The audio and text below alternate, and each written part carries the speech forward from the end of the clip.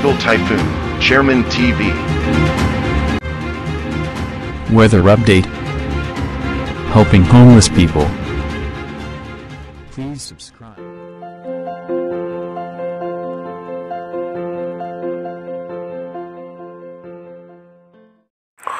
Magandang umaga po. Ito po ang latest update natin para nga po dito sa monitor natin na si Super Typhoon Leon. As of 9:30 AM, yung pinakasentro po niya ay approaching na nga po yan sa may Taiwan. Kaya iba yung pag-iingat at paghahanda para nga po sa mga taga-Taiwan and yung ating mga kababayan na nasa Taiwan. Tinataglay pa rin po niyan yung lakas ng 195 km per hour malapit sa gitna at may pagbugso pa rin po yan na aabot ng 240 km per hour at mabilis nga po yung pagkilos niyan sa 20 km per hour. Ito po ang update na to is latest update po ng European Center.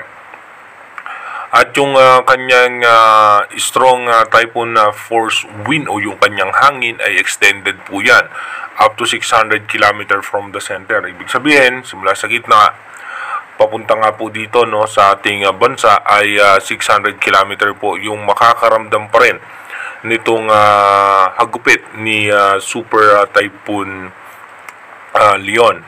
At dito nga po sa ating satellite image, makikita naman natin yung laki o yung lawak ng kanyang sakop at halos umaabot pa rin po yan dito hanggang sa parte ng Metro Manila, Bicol Region at yung extension ng kaulapan niya hanggang sa Palawan at northern portion ng Visayas. Ito naman po may mga pabugso-bugso ng hangin at may mga posibleng pag-ambon tayong mararanasan. Pero dito nga po sa parte ng northern Luzon at extreme northern Luzon, malalakas na pag-ulan at malalakas na hangin ang posibleng nararanasan.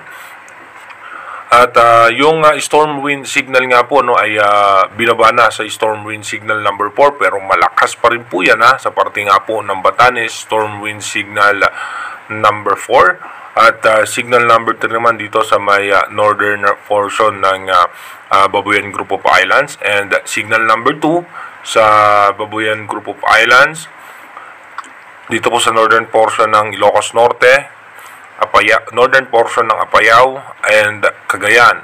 Signal number 1 naman ang southern portion ng Ilocos Norte, Apayao at Cagayan. Habang ang Abra naman, Kalinga, Isabela, Mountain Province, Ifugao, northern portion ng Benguet at ng Ilocos Sur ay nakataas po yan sa storm wind signal number 1. Ganun pa rin po yung ating latest prediction ng bagong pag-asa DOST. Ito po ay stable pa rin po yung kanya magiging direction at posibleng maglandfall nga yan dito sa may parte ng Taiwan bilang isang typhoon category. At ganun din po sa forecast track ng European Center ay halos parehas lang po yung kanilang dadaanan ng pinaka-sentro.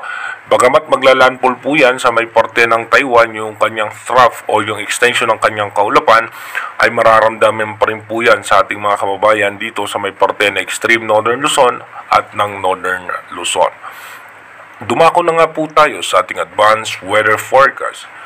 Dito po sa ating advanced weather forecast, meron nga po tayo nakikita nga posibleng panibagong bagyo na mabubuo sa labas ng ating Philippine Area of Responsibility at meron panibagong possible low pressure area sa labas pa rin po ng ating bansa sa western section naman ng ating bansa sa may parte naman yan ng South China Sea. By November 1, posible nga magkaroon ng low pressure area dito at pagdating naman po ng November 2, asahan po natin na ito naman ay hindi papasok sa ating bansa. Pagdating naman po ng November 3, asahan natin na magiging maayos at maganda na ang lagay ng ating panahon. At pagdating po ng November 4, dito nga po magkakaroon tayo ng possible low pressure area sa labas ng Philippine Area of Responsibility at posible nga po ito maging isang mahinang bagyo. Pero sa ngayon nga po, sa latest update ng European Center, mababa naman ang tsansa niya na pumasok sa ating bansa. Dahil kung mapapansin nyo nga po, may pagbugso na nga po ng northeast monsoon o possible amihan na isa sa main factor na napipigil na nga po dito sa panibagong sama ng panahon. Pagdating naman po ng November 6, asahan po natin na magiging maulan pa rin po ang parte ng extreme northern Luzon dahil meron nga tayong cold front na posibleng magdala nga ng pag-ulan sa parte ng northern Luzon. By November 7, ganun pa rin po, asahan natin na makakaranas na po tayo ng tuloy-tuloy muli ng mga pag-ulan dahil nga po dito sa cold front na posible nga po no, na magpapaulan sa may eastern section ng Northern Luzon, eastern section ng Bicol Region, Visayas, and ng Mindanao. Ayan po yung pagsasalubong ng dalawang hangin, yung northeast monsoon at yung ating easterlies. Pagdating naman po ng November 8, no, wala pa rin naman tayong inaasahan na ano pang posibleng sama ng panahon. Asahan na lamang po natin na makakaranas nga po tayo ng mga pag-ulan pa rin. By November 9, maayos at maganda pa rin po ang laki ng panahon. Wala po tayong inaasahan na ano bang posibleng sama ng panahon na mabubuo sa loob at labas ng ating Philippine Area of Responsibility. Again, inuulit po natin na yung ating advanced weather forecast is possible scenario pa lamang po yan. Malaki pa rin po ang tsansa na magbago yan. Kaya manatili po tayong tumutok sa ating advanced weather forecast para malaman natin yung mga posibleng sama ng panahon na makakaapekto sa ating bansa. Mag-iingat po tayo palagi. God bless po sa ating lahat.